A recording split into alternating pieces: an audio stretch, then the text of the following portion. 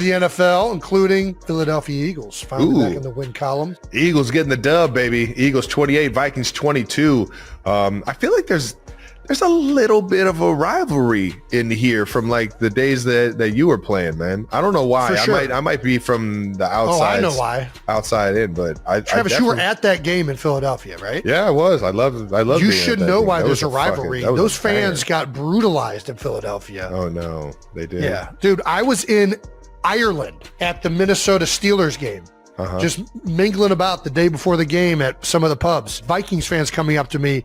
They still are talking about that game from 20. I was like, guys, that happened. I mean, that's over 9. It's like 9. We're like 9 years past this, guys. Yeah, what was that? 17. 17. It's still, but that's. I mean, look at like that's like the last time that they've made it to the NFC Championship, right? Yeah, I think so. They've been in the playoffs since, but I don't think they've made it to a championship game since then. That was a legendary year. That was like the Kirk Cousins to Stephon They were Diggs very down good. the sideline. Like listen, that was a lot of. And I'm just going to be honest, going into that game. Did Eagles fans maybe go a little far? I'm going to say some of them probably did. I don't know that we should have been throwing rocks at buses, but I'll say this. Vikings fans came in there. Vikings fans came in very confident. Beating their chest. And they were doing skull chants on the planes and all that shit's going on social media. They're putting the Vikings jersey on the statue. You can't entice it. Jason, we already talked about the statue. The Eagles fans are doing that. I think that one was a legitimate Vikings fan. I think that was a legitimate Vikings fan. There was too much memorabilia. There was a lot of stuff on that statue. The Chiefs one that just was written on a red shirt. That was an Eagles fan. That might have been an Eagles fan. But either way, I think I don't condone everything that happened to the Vikings fans that day, but they came in mighty confident. And so, I mean, their defense was incredible that year. It really was. Listen, that was a full. That was a fucking great game, man. It was. It was a great game if you're an Eagles fan. All right. Either way, we're going to talk about this one from this year. There we go. Eagles 28, Vikings 22. Big game for the Eagles, man. They've been obviously on a couple game losing streak, losing to the Giants on Thursday night. We talked about Cam Scatterboo and freaking Jackson Dart. And, listen, in Philly, when you're struggling, they're going to let you know, especially when the expectations are high. So, they've been going through it. So to come back and bounce back and have this type of game, very, very happy. Not just as an Eagles fan, but, happy that these guys responded this way. Yeah. Well, the offense is definitely back. Yeah. I mean, Jalen Hurts been under a lot of scrutiny. I mean, it's still like, I think, first of all, Jalen played out what's his mind. new? People, it's like a roller coaster. This guy just keeps showing up to work, man. Bring it on. Like, I feel like the Eagles, when everybody doubts them early on, I would rather start off having struggles then the fans get on him and then it's like, okay, we're going to hunker down together. We're going to have to figure this thing out. Otherwise, we're all going to get killed here. So I think it ultimately 9 times out of 10 makes the team better at the end of the day. It makes you circle the fucking wagons. That's right. It makes you figure shit out in-house. Yeah, we got to circle the wagons because we're surrounded by Philadelphians who are out for blood. So I think I thought Jalen, the deep ball, he was on the money. He was hitting all the big shots down the field. Saquon was going the first drive, then Cam Jurgens goes out, kind of stalled out. But the big thing I thought that was really different, everybody's already talked about it, the under center stuff, the play action.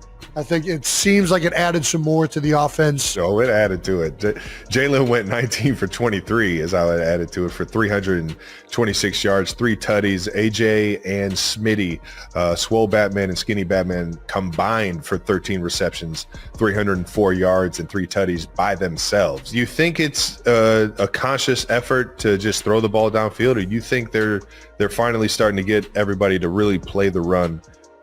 Specifically, I just think that they're figuring it out, man. I think that the running game still wasn't really clicking. I mean, it clicked the first drive, but they stuck with it and they kept kind of trying to establish it. And then they hit the big shots when they were there, and they hit the off-schedule shots. And listen, Minnesota's a great defense this year. Brian Flores is one of the best coordinators in the NFL.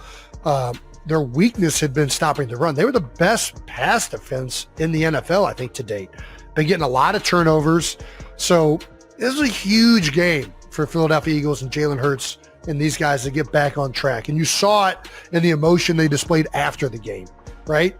You know that they needed to get this monkey off their back, get one under their belt, and now they're going to get to go play the Giants again. It's a weird schedule where you play an in-division opponent back to like 1 week removed from just playing them on Thursday. But